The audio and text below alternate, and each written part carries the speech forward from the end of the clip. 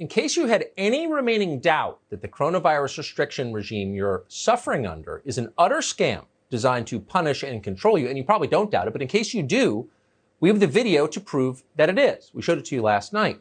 One of the chief enforcers of the COVID restrictions, a politician and vineyard owner from California called Nancy Pelosi, caught on a security camera violating her own rules, sneaking into a hair salon in San Francisco to prepare for an MSNBC hit, a salon that her party forcibly closed to mere civilians for, quote, public health reasons. Pelosi is 80 years old, at mortal risk of death from coronavirus, they tell us, but she is not wearing a mask. It turns out that everything Pelosi demands you not do, she is doing herself, and she seems very happy doing it. It's hard to remember the last time a public official was caught on video with her hypocrisy showing the way Pelosi just was. Infuriating doesn't begin to describe the experience of watching that video. Oh, but there's an explanation, ladies and gentlemen. There always is. Watch Nancy Pelosi tell you what really happened. I've been there over the years. I've been there many times. I appreciate the question. And let me just say this. I take responsibility for trusting the word of a neighborhood salon that I've been to over the years many times. And that when they said, well, we're able to accommodate people one person at a time, and that we can set up that time, I trusted that. As it turns out, it was a setup.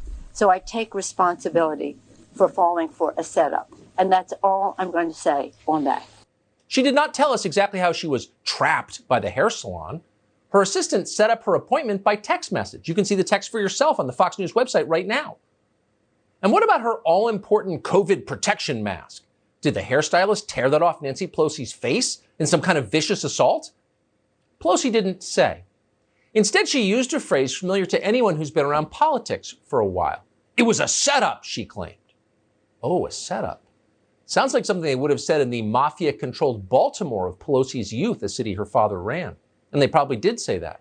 Democrats have used that phrase for a long time. They still do. A setup. That's Hillary Clinton's explanation for how she lost the 2016 election.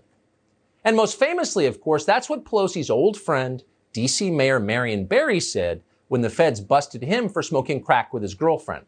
Watch. Well, that was a setup. Okay, I understand. Pay attention to what I'm going to setup. Setup. Listen to your rights. Mayor, I should have come up here, guys. Up here with this set me up like this. Set me up, ain't that? Oh, the bitch set me up. That's what Barry said. That's what Pelosi's saying. That's what they always say because their reaction never changes. My mistress gave me the crack pipe. Mary Jo Kopechne should have learned to swim. The hairstylist forced me to violate the same restrictions I forced on you. It's her fault. You've heard it all before. You will hear it again. When they're in trouble, liberals blame the girl. That's who they are. Tonight, we want to introduce you to the woman Nancy Pelosi is blaming. Erica Kious owns the now famous salon in San Francisco, and she joins us tonight. Erica, thanks so much for coming on. Thank you so much for having me. Nancy Pelosi claims on camera that you orchestrated a, quote, setup to entrap her into getting her hair blown out without a mask. Did you? No, absolutely not. How would you have done that? I mean, can you prove that this wasn't a diabolical setup designed to bring down the Speaker of the House by blow drying her hair? She had called the stylist or her assistant did and made the appointment. So yes, the appointment was already booked.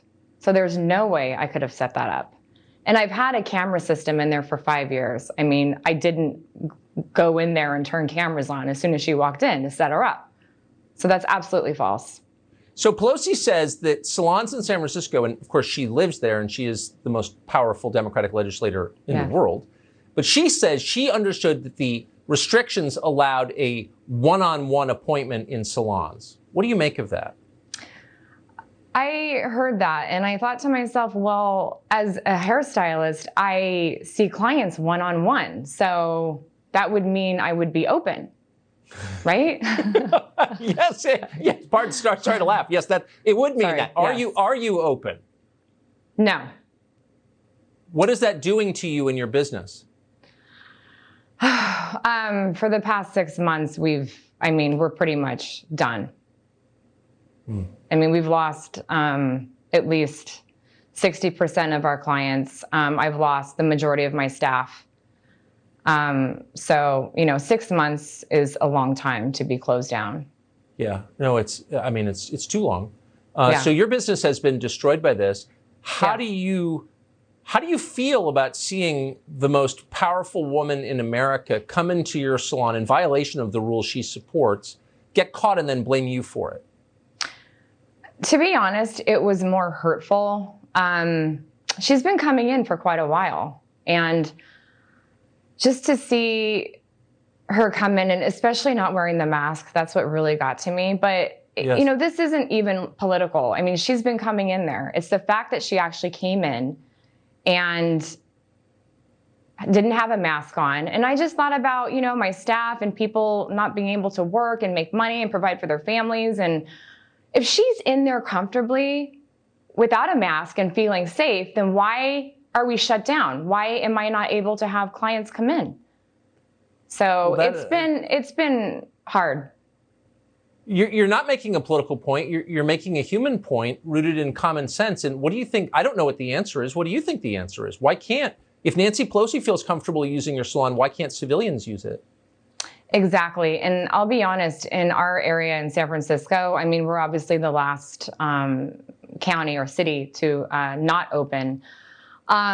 We've been trying to figure that out. We've been asking ourselves these questions for 6 months, for the past actually 4 months, of why we are not reopened.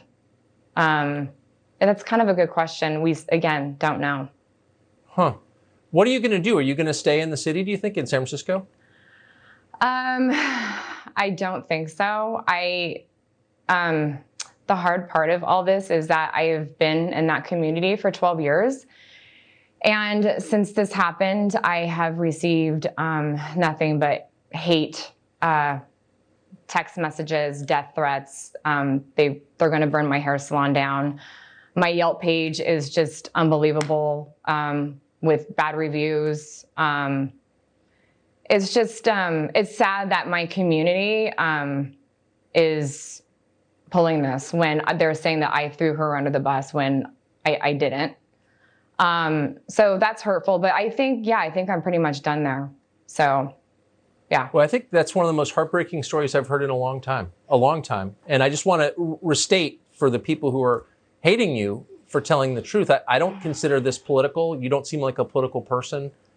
And I'm just sorry that this is happening to you. Erica, thank you for coming on tonight. Thank you.